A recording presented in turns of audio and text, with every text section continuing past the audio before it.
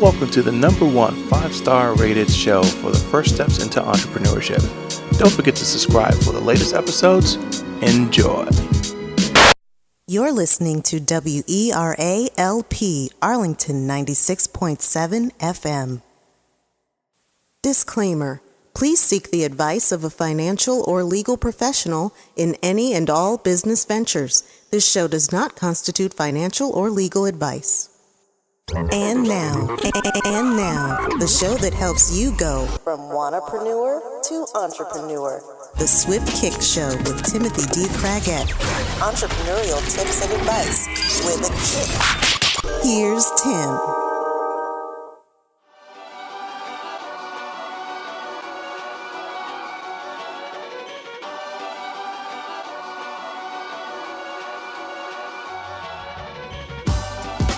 Good morning. Welcome to the Swift Kick Show on WERA 96.7 FM. I am Timothy D. Craigett, and today is November 17, 2016.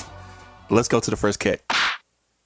So, licensing seems to be this magical thing that just came out of the ether, and it's only something that the big boys can do. People like Marvel or Disney or Warner Brothers or anything like that, where they can get their intellectual properties, their ideas, and slap it onto some plastic figure. I know I got a Spider-Man action figure around here somewhere, but the reality is we as budding entrepreneurs, we actually can do this ourselves. We can actually come up with an idea and we can license it.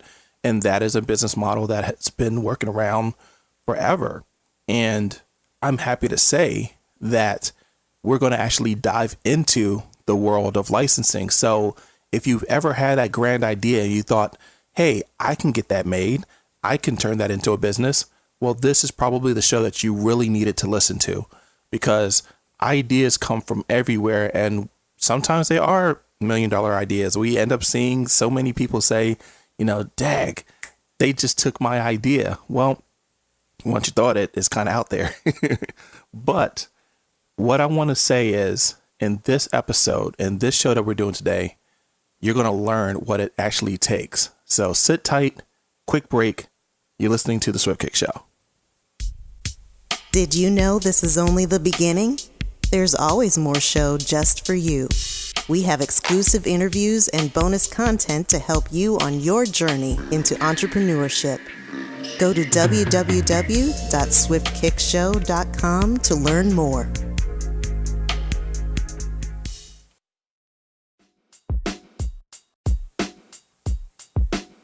And welcome back to the Swift Kick Show here on WERA 96.7 FM. Man, I'm excited. Like, this person that I have for you guys, I've been following him since I got started in 2012. And it's amazing that just the cosmos brings things together and you can get these amazing people to not only give you time and their knowledge, but actually say, hey, it's cool. I don't mind being on your show. And I'm so appreciative right now. But let me tell you a little bit about him, and then I'll bring him in and we can actually do this thing. So he's been an online marketer since the days of dial-up. Now, I remember being in my mom's bedroom where she held the computer, the Hewlett-Packard that we had, and AOL was the thing. But that's neither here nor there.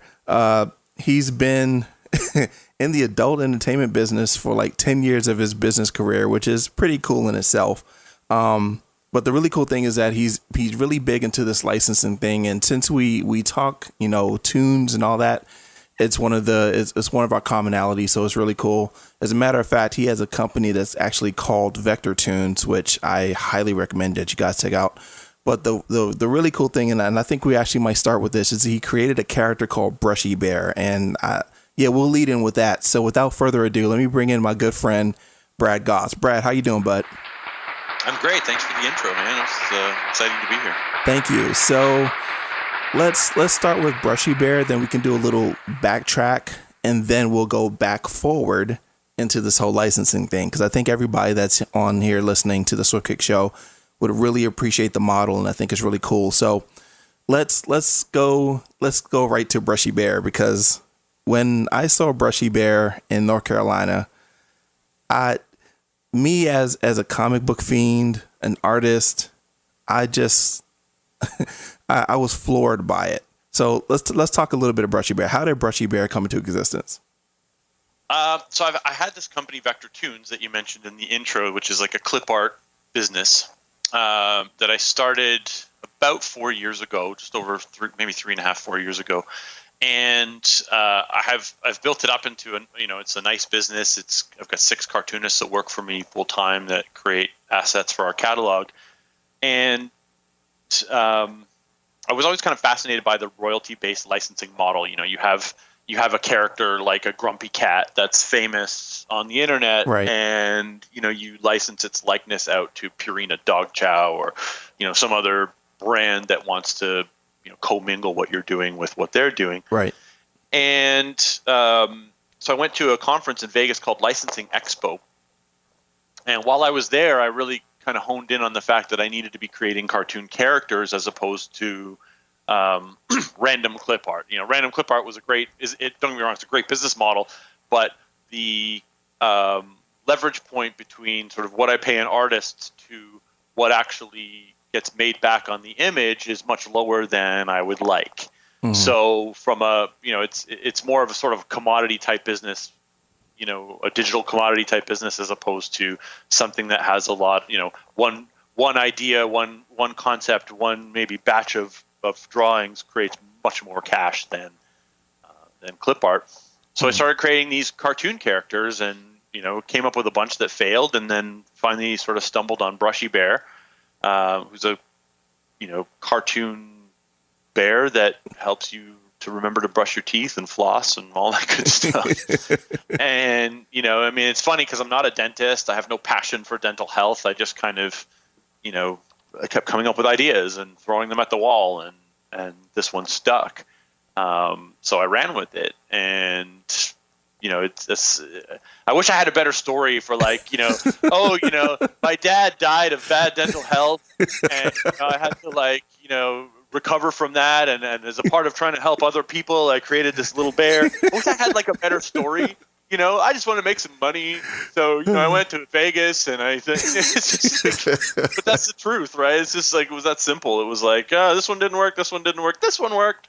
It's so cool. 'Cause I'll just tell all of you that are listening, look up Brushy Bear on the internet, and you'll see the amazement that just floored me when I was there, because it's not even really the concept of the character. It's the concept of the character in space. So seeing what the character does, the emotion that it invokes with the character, I as an artist love it because it's great humor. It's one of those types of things where you can kind of see multi-layers to something that's just a flat 2D image. And that's the thing that really grabbed me. But the thing that really grabbed me more than that was actually that it's a business model. And that's what I wanted to kind of share with you guys with Brad, because this whole thing of licensing was incredibly intriguing. And let's jump into the how did I move into licensing thing, because I think that's going to be the really big value here. So you have this clip art company. You're having all this great design done, and it's mostly out of your own necessity for having clip art that you could use, that one you enjoyed. And I forgot to mention the whole author thing with Chronic Marketer, because that actually has one of the I think one of the original tunes that you had for Vector. What was the motivating factor that moved you into licensing, and how did you pair art to licensing? So motivating factor to move me into licensing is laziness. I mean, as far as business models go, it's the cushy, put your feet up, watch the checks come in kind of a thing. I mean, obviously you got to work your tail off to get there. Yeah. But once you do it, the companies that you partner with sort of take over and generate revenue for you on a monthly basis or whatever basis. So that was the motivation, was to just come up with something that was low energy, low effort, high return. Again, wish I had a better story, but I don't. This is the truth. And that's what motivated me. What was the other question? The other question was how did you make the connection between your art, which was your clip art collection, your library of clip art, and pairing it into the licensing deal type of business? Well, I've always been involved, I guess, on some level in licensing. Like even when I was in the adult entertainment business, we used to go to studios. I remember, when it was dial-up, we went to these studios that had VHS tapes and said, "We want to license the web rights to your VHS tapes," and they laughed at us. They were like, "Sure, give you the rights for like 10 times retail on these things." So they were like $20 VHS tapes. So we'd give them $200, and they'd give us the rights, not exclusive, but they'd give us the rights to digitize them and stream them on the web. Oh. And so it's always been a part of my business, but I was usually the guy buying the license rights to things. And so it's always been something that I've liked, the idea of owning this piece of content that I can sell multiple copies of, to other people who need it. So it's always kind of been something that ever since day one that I've been involved in, but I was on the other side of the financial transaction at that point. And so I've always liked it as a model. And if you look at, there's a lot of like celebrity image licensing agencies or like Getty Image, they do a lot of stock photography, but they also do a lot of editorial news type photography and footage. And right. It's always been an attractive business model to me. So it's something that I've always wanted to be a part of. And I just think that, from a business perspective, it's just a simple model. You own something, you create it once, you sell it as many times as you can over your life. And, there's value there. And I've always been a consumer of comic books, clip art, anything cartoon related. I've always used it in my marketing, even in the adult entertainment space. I've always kind of had a passion for that side of marketing, right? Making it fun and easy to follow, and so it's eventually these two things intersected, and I was like, I should be in the cartoon licensing space. Now, one question I want to do before we go to break is, when you look at the whole space of mixing the world of cartoon and business, where do you find that thin line between being artistically inspired and commercially viable? That's a tough question. I mean, for me, I guess the motivation's always been different. I would say I'm more businessman than artist. I'm not an artist. I don't draw. I can't draw. Mm-hmm. I have ideas, I have creative ideas, but the motivation has always been financial for me. So it's easy for me to have that. Like, it's not a balance issue for me. The balance has always been money. I mean, obviously I'm not going to sell out and partner with a tobacco company, or, you know what I mean? But at the same time, it's like, it's really just all about the cash. So, I do what I do for money. So it's easy to balance the two. That makes sense. Now, with that, we'll go ahead and take us a really quick break. You are listening to the Swift Kick Show here on WERA 96.7 FM. The conversation doesn't end here. We'd love to hear from you so we can better provide you more great content and some fun stuff. To learn more, go to www.facebook.com/Swift Kick Show. Look forward to being friends. Welcome back to the Swift Kick Show here on WERA. Again, my name is Timothy D. Craigat, and I do have my super awesome, artistically inspired guest, Brad Gosse, here. And we're going to talk a little bit more about licensing, because this is what the whole thing is about. Now, you mentioned this conference, Licensing Expo. Tell us a little bit about it. It's the conference. If you just Google Licensing Expo, you'll see, all kinds of info about it. But it's the conference for people who are for manufacturers who want to license images or characters or brands to their products. And, most people don't realize that everything's a licensing deal. So, when you walk into Target or Walmart and you see the Jamie Oliver pots and pans set, Jamie Oliver isn't making the pots and pans. He didn't open a factory. Some company came to him and said, "Hey, we've got a really nice stainless steel pots and pans set. We'd like to put your face on the box, and we'll give you 20% of the retail sales." And that's how those deals are. That's how those deals are done. Everything you see with a character on it, some Bugs Bunny product or Disney or whatever the case may be. Disney isn't manufacturing products; they're partnering with manufacturers and leasing out the rights to their imagery. And usually, those deals are done through some type of licensing agent or a lawyer that does, that specializes in licensing. And if you go to Licensing Expo, that's where the Cartoon Network and Hasbro and Disney and movie studios, like every major outlet that offers branding and licensing is there. That's where a lot of the money's made. Star Wars is a great movie, and you hear, it does these huge numbers in the box office, and that's great. But really, the real money's made in the licensing, in the characters and the breakfast cereals and the lunch boxes and all of that kind of stuff. That's where all the money's made. And so you go to Licensing Expo, and it's like, I don't know.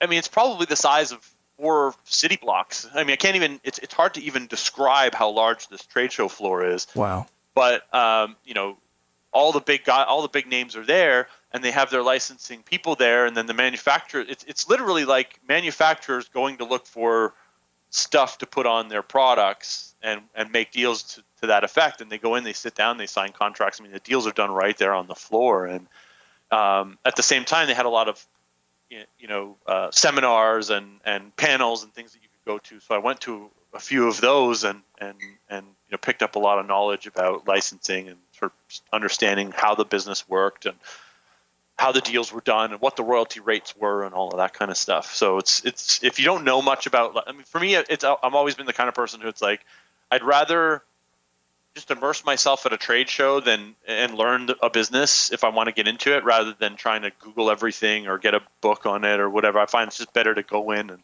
show up and meet the people, learn the language, and come home smarter. That makes total sense. You actually killed like 3 of my good questions. So thank you very much for going ahead, Brad.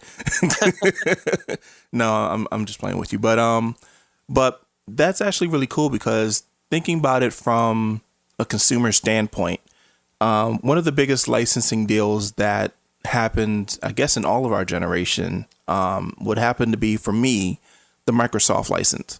The whole thing of Bill Gates meeting up with Steve Jobs and learning about the way Apple does things, and kind of having a sense of how they got the OS from Xerox, and then they made their own version and took their OS to IBM and created essentially a lifetime business deal with anybody that's a PC manufacturer.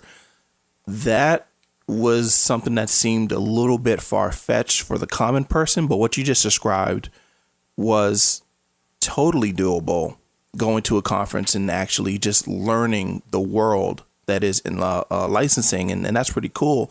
So how long did it take for you to move from idea to a deal inked?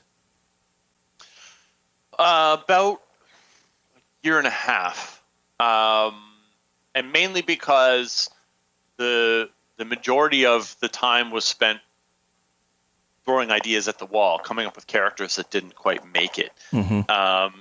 The motivation was, or the inspiration, I guess, was Grumpy Cat. Grumpy Cat was at Licensing Expo. I actually got a picture with the actual Grumpy Cat. They had a booth there, and they were doing licensing deals left, right, and center. Every pet food, pet toy, pet cookie manufacturer was coming to them saying, "Hey, we want to create a Grumpy Cat branded product and pay you for the privilege." And to me, that was like the easiest model to look at, because here's a person whose friend took a picture of their cat, put it up on the internet, it became a meme, and everybody's like, "Oh, Grumpy Cat doesn't make any money." No, Grumpy Cat makes millions. Yeah. For its owner. Yeah. And that was kind of eye-opening for me. It was like, oh, this meme I see all over the internet is actually licensing the likeness to corporate and making some money. So that was kind of the inspiration behind it all. And so I came up with a few cartoon characters that I thought might fit a similar mold. And I think I went through, 4 or 5 of them that failed, and then Brushy Bear was born. And because I had gone through, this is a tough lesson but I had to learn it the hard way. Like most people, right? You try a bunch of things, they don't work. Right. And maybe the last thing you try, you don't even throw it at the wall. You just, it just sat in. So Brushy Bear, I created Brushy Bear in August last year. And I had my artist draw up the character concepts for Brushy Bear, Flossie Fox, and Cavity Cat, the sort of three characters that play a role in all of this. And I had 10 cartoons drawn of each one, and they sat in my Dropbox for 6 months till December. I was just like, man, I don't even want to try anymore. So I hate myself. Yeah. So I was just like, I was kind of at the end of the rope. I was like, this isn't. I was 1 foot from success, but I just didn't take the extra step for 6 months. And then my copywriter hit me up. It was December. He wasn't getting a lot of work, and he said, hey, I'll do anything you need me to do. Like, it doesn't have to be sales copy. I could do whatever. I'll write your emails. I'll write fiction. I was like, fiction? So I just I gave him the work. I was like, okay, I got this character. He's a superhero. He needs an origin story like a superhero does. And yeah. So could you write that for me? And he said, sure. And he wrote an amazing origin story for me. And I turned it into a book and decided, along with the story, he wrote a song. I hired a guy on Fiverr to record the song. I mean, I really, threw minimum at this to see if it would work.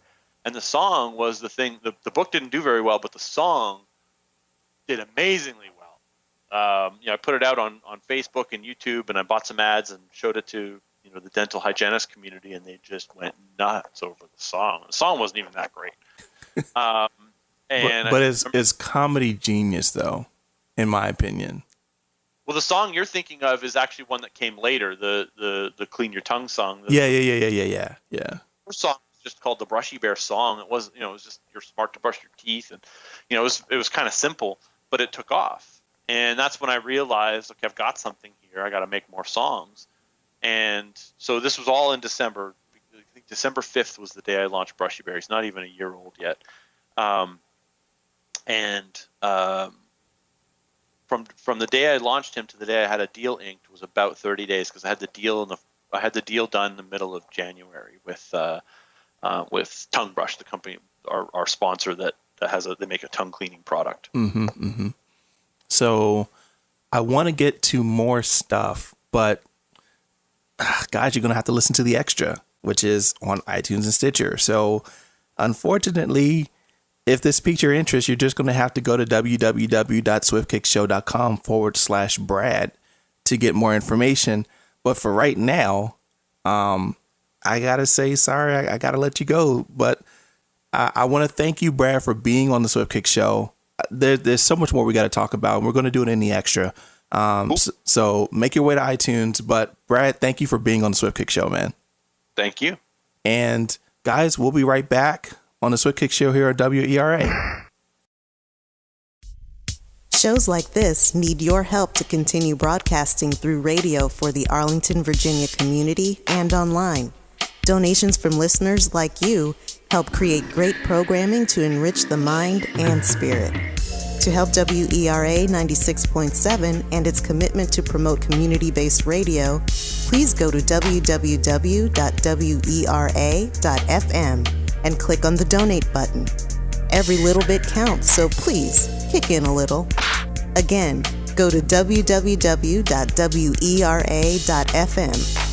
And now, for more of the Swift Kick Show with Timothy D. Craggett.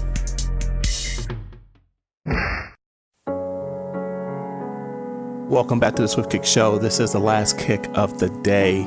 And I want to first off thank my good friend, Brad. Thank you, dude, for being on. This has been cool. I've never really thought about how art can be used this way in the licensing world, where you're tacking it onto something that's pre-existing and just turning it into a full-on business model.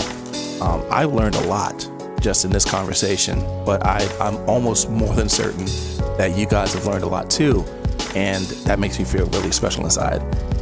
The whole thing, though, is that most of this takes an idea that just needs to have the right situation. Like Brad said, not all of his ideas were winners, but once he got something that he could actually build upon, he just went full on for it, even with a minimal viable product idea. So what that tells us is that all we need is to keep pushing and trying to where we can go and sign on that dotted line. The conference is a really, really big help, knowing that there's some place where we can actually sit and immerse ourselves into this world of licensing. And so I think that you can go out there and create something massive and just explode if licensing makes sense to you. So don't forget www.swiftkickshow.com/Brad. I will see you guys next week. You've been listening to The Swift Kick Show with Timothy D. Craggett. For more information and bonus content, go to www.swiftkickshow.com. Tune in next week for another kick.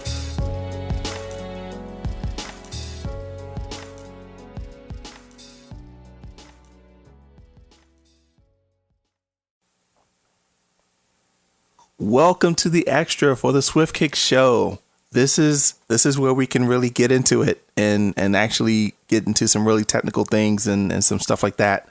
Again, my guest here is Brad Gosse, and he's blessing us with his presence for some more great content. And I don't want to talk anymore. I just want to actually get into some really good stuff. So let's talk about this whole thing of licensing. On the show, you talked about how you went from a concept, which was pretty much not necessarily a main idea, but an idea that was hatched and it just needed a little bit of a push to move forward. For someone who doesn't have an artistic bone in their body, or so they say. I'm sorry, an artist. I think everyone can draw. But for someone who feels that they don't have that talent, what would be their first steps in trying to secure an artist, or at least partner or work with an artist and develop an idea that could be a licensing deal? I think early on, if it's your idea, you can always just hire artists on the cheap, from like Fiverr or Upwork or People Per Hour, or one of these other types of places that has, the type of artist that you're looking for, who can, mock up your concept, basically turn it into something visual. And then really, like what I did was I just copywrote it. I got a copyright on the actual character itself, so that it was my property. And then I could hire any other artist to write up, to take that concept and draw more pictures or whatever the case may be. So really, it's, if you know an artist, that's great. And you want to partner with somebody that that's great. For me, it's always been something that I just hire out. I do the same with my music. I do the same with most of the art type stuff that we do. Mm-hmm. So just hire someone cheap, because early on you don't know if it's going to take off. So you might as well just do it as for as little money as you can while you're testing. That makes sense. Just to give some resources for listeners, DeviantArt is a good place you can go. Of course, Fiverr, you mentioned already, is a really great resource. Oh, man. We do custom tunes at Vector Tunes as well. Oh, there you go. I'll just mention that. I know you said no self-promotion, but... Oh, no, here, you're fine. No, so yeah, Vector Tunes. We'll do a concept up for $47. You come to us with your idea. I want a skunk with a, cats, whatever. You tell us what you want, and we would create that based on the details you give us for $47. Oh, well, there you go. Cool. Well, there's a resource right there, and that's actually reasonably priced. So you can go and spitball a lot of your licensing deals on that.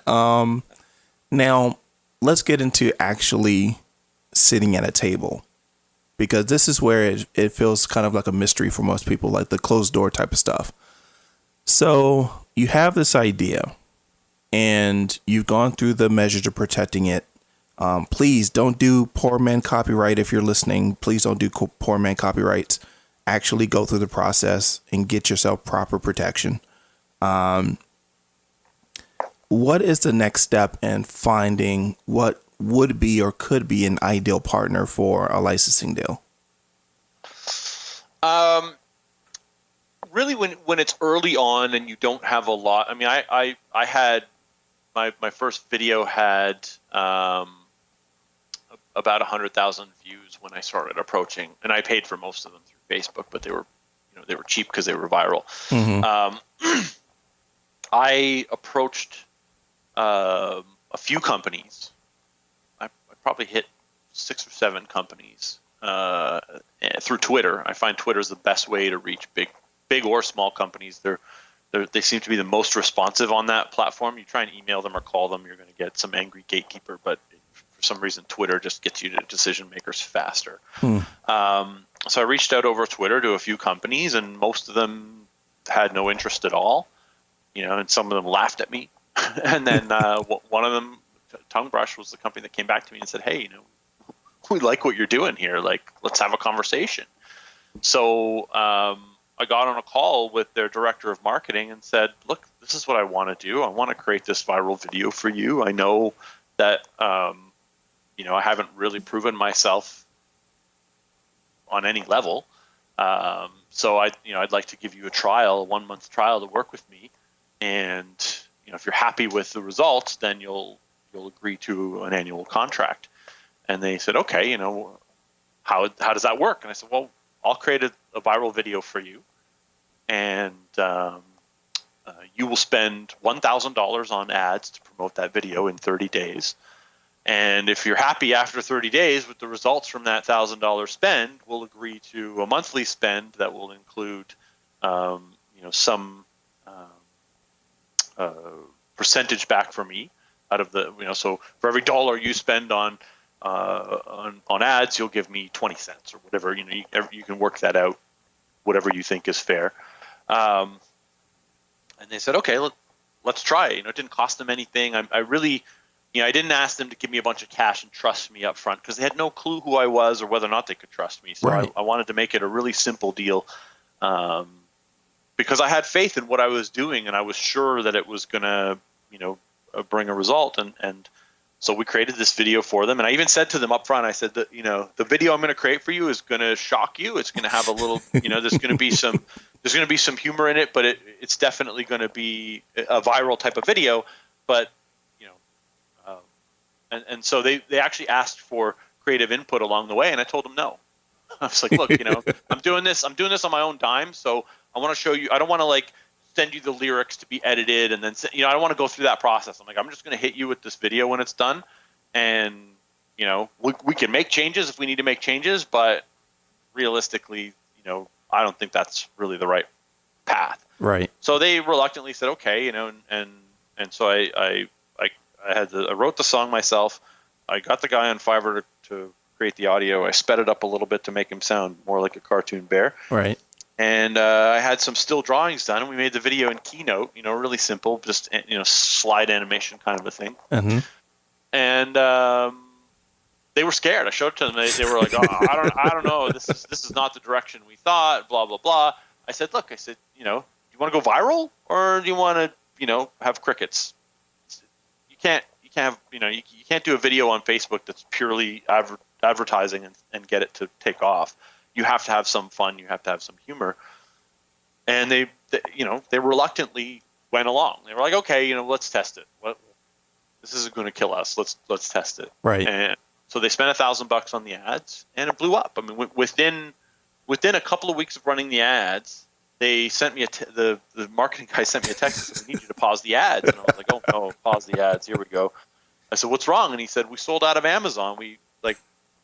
Amazon's not selling our product right now because we don't have any inventory, and so we need to, the ads aren't effective. We've sold out our Amazon warehouse. I was like, oh, great, that's a good problem. So I paused the ads, and needless to say, I'm still working with them. It's almost what are we, the 10th month? So I started with them in January, so it's been a 9-month relationship, and every single month they've put more money into ads. And what's great about this model too is that these companies are paying to promote Brushy Bear. Like, the deal I did with them was I put the video up on my social media page. Right. And you pay the budget to boost the content out. So everything, all the likes, all the comments, I own all the social love on that. Like it's their video too, and their product is featured in the video, but it's a Brushy Bear video, and people like the Brushy Bear page when they see the video. So I get all the residual fans and popularity. So they're paying to promote their brand, but they're also paying to promote Brushy Bear, which is kind of nice. Right. And one of the things that you mentioned in your presentation in Warrior event, which again, guys, it was an awesome event. I highly recommend going. Hopefully, I'm there next year. Well, I don't see any reason why I couldn't be, but you get what I'm saying. You talked about building up the brand behind the licensing deal to further the life of the character, and that was really eye-opening, because you saw that there was an opportunity to use that goodwill, that social goodwill that's being built up on pretty much autopilot, to create a digital empire business off of that licensing deal with that character, and I thought that was really interesting. So let's go into that. Earlier, you mentioned that you did a treatment for Brushy Bear, which actually gave Brushy Bear life. And now there's these other ventures and opportunities that have come up because of taking the steps of creating a world around Brushy Bear. What was some of the things that you've done with the character to kind of extend the brand and also build up more business opportunities?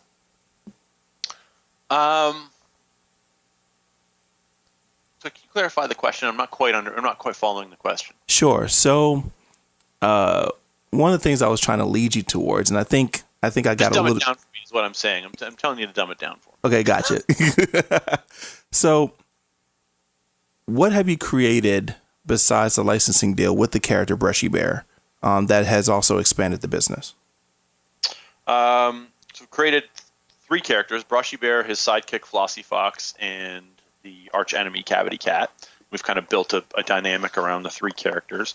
We've created 2 books on Amazon. They're sort of comic book style children's books. And I don't know if I probably didn't mention this in my presentation, but we've been licensing or wholesaling the books to state dental associations, and they're putting them into libraries, and there's some opportunities, cash opportunities there.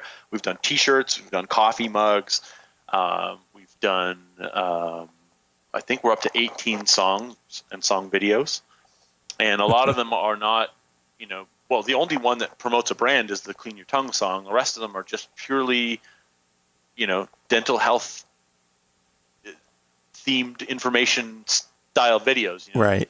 Finding you to floss and telling you sugar's almost everywhere, and all this kind of stuff. And so what happens is when people come to the site, or they come to the Facebook page, they go down this rabbit hole of content. They see one video, but there's 18 more, and so they're going, they go through them all. And then the other thing that we did, because I wrote all the songs except for the first one, but I owned the copyright on all the songs. What I did was I took the audio and I did a deal with a record company, like just one of these indie record. There's a company called Record Union. They're like you pay them basically a fee, and you can put your stuff in Spotify and iTunes and all the other places. So he's on Brushy Bear's got a Spotify channel, or he's an artist on Spotify. So if you listen to him on Spotify, I get paid. He's on iTunes and Google Play Store and all the other sort of platforms for music as well. That's great. And then just this week, we actually launched sticker packs for the iTunes iMessage. If you're using iOS 10 on your Apple device, you can download Brushy Bear stickers to send back and forth, and those are free, really just to promote the brand. But what I've done is I made the Brushy Bear stickers free, and then I've got a Flossy Fox Cavity Cat sticker collection that I'm going to charge 99 cents for. And just expanding on that so everyone can kind of get the gravity of it, the whole thing of tapping into the market for iOS. Everybody that has an iOS device, whether it's iPod, iPad, iPhone, they have access to the sticker pack, which selling it at 99 cents to this marketplace, it actually can explode pretty quickly. So that's actually a really, really cool idea. how did you come up with all this? With Brushy Bear, or the ideas to do all of these licensing plays? The ideas of all the licensing plays, like it's so creative. How did that all just come about? It was done in small stages. It wasn't some grand plan that I mapped out on a whiteboard, a year ago or something, where it was like, I gotta go this way and this way and this way. It's all just kind of been flying by the seat of my pants and operating in the moment. A lot of the ideas that I had didn't work out or didn't play out, but then, sometimes it's as simple as, a podcast that I listened to, posted on Facebook. Now we're on Spotify. And I remember thinking, well, how did he get his podcast on Spotify? And so I just Googled how to get on Spotify, and boom, it's like 2 days later, I had my stuff on Spotify. It's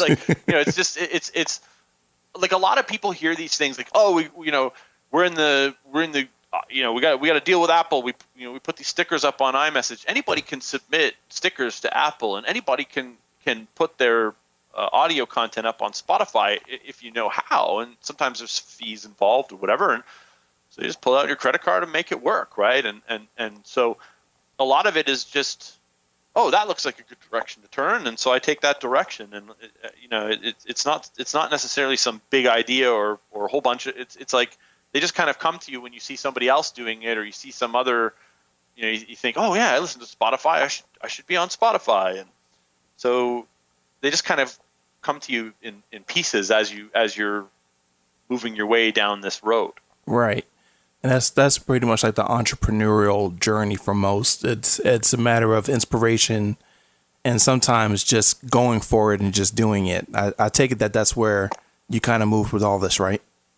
Yeah, I mean, I'm not a planner or a big timeline thinker. Like, I don't have, financially I have 5-year and 10-year and 20-year plans, but like business wise, I really don't have plans beyond 2 weeks. Like, it's really kind of, I operate in the now, and I try a lot of things, and a lot of them don't work out. Like, we could spend another day talking about all the people who told me no and all the stuff that didn't happen that I tried. Right. So these few successes, these few things that you hear, are a product of a whole lot more ideas that just didn't work. I'm glad you said that.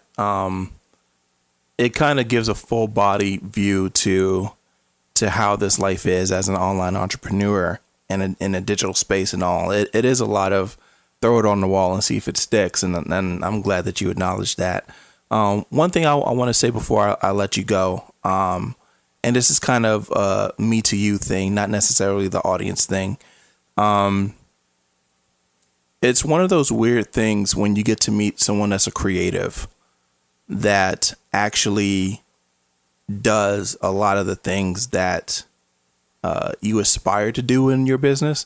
And for me, it was really cool to meet you, to find somebody that's like me, that does something like what I see other people doing, including myself. So I'm really happy that we had the chance to actually talk. And I'm even more happy that I was able to actually share you with the Swift Kick Show audience, because it's hard to find artistic people and creative people that are also business people, that are also business minded people.